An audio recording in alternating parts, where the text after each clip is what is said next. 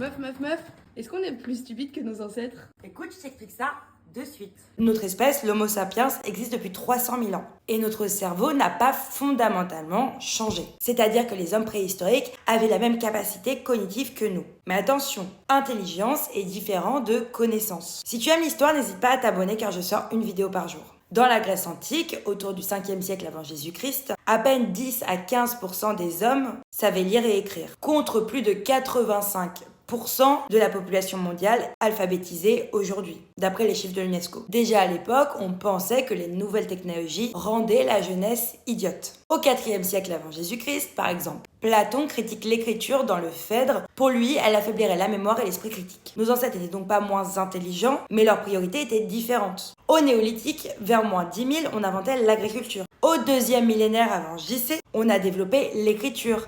À Sumer et en Égypte. Au Moyen-Âge, la priorité est de transmettre et de préserver le savoir face aux crises qui les touchent. Aujourd'hui, nous avons un accès quasi illimité au savoir, mais aussi une avalanche de distractions. Le vrai enjeu, ce n'est pas que notre cerveau soit plus bête ou non qu'avant, c'est comment on utilise son potentiel dans un monde saturé par l'information. Alors, sommes-nous plus stupides? La réponse est non. On a exactement le même cerveau qu'il y a 300 000 ans, mais plongé dans des contextes très différents. La vraie question, c'est est-ce qu'on fait vraiment mieux qu'eux avec toutes les possibilités qu'on a?